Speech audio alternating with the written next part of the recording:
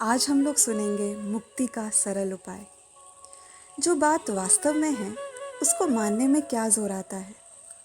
जैसे यह कलकत्ता है ऐसा मानने में कोई परिश्रम पड़ता है, या गंगा जी बह रही है ऐसा मानने में कोई जोर आता है।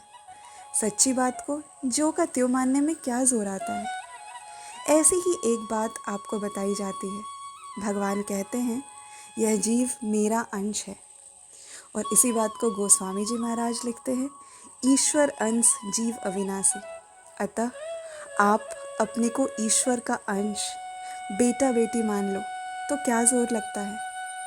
शास्त्रों में अगर आदर है तो भगवान का है, और उससे भी ज़्यादा संत महात्माओं का है। भगवान और संत महात्मा दोनों ही कहते हैं कि जीव परमात्मा का अंश है। आप किसी भी कुल में जन्मे हो, किसी भी संप्रदाय में हो, आप में कैसी ही योग्यता है, आप पढ़े लिखे हो या नहीं हो, परंतु अंश तो परमात्मा के ही हो।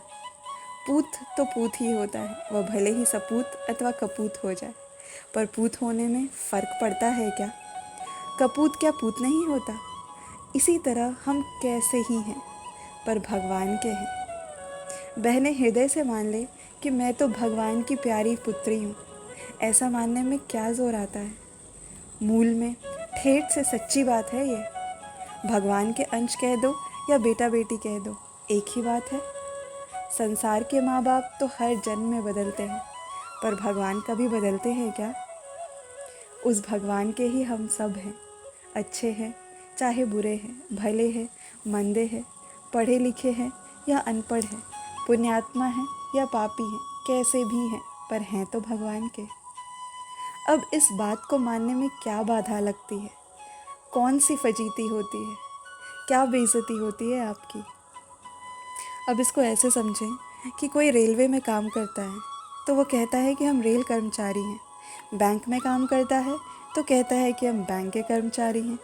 किसी दुकान में काम करता है तो कहता है कि हम अमुक सेठ के अमुक दुकानदार के आदमी हैं।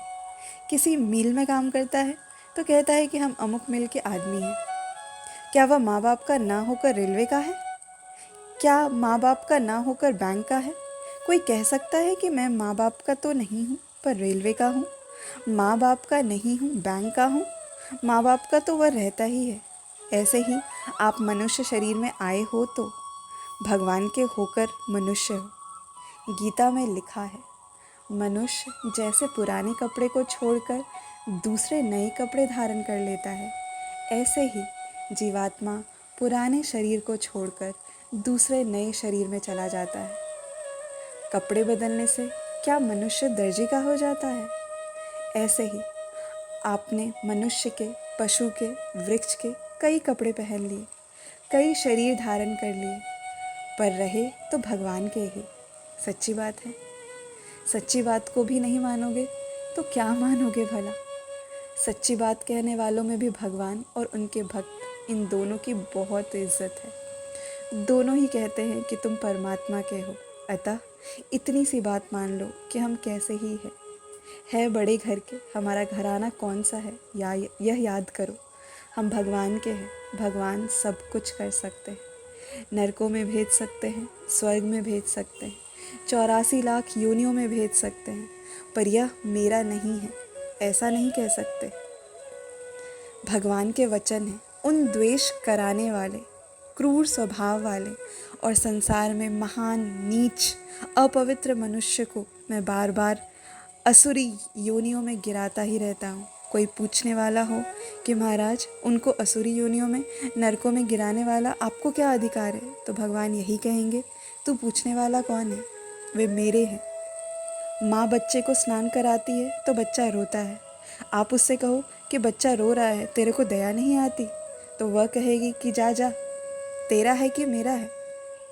ऐसे ही जाहि विधि राखे राम ताहि विधि रहिए, सीताराम सीताराम सीताराम।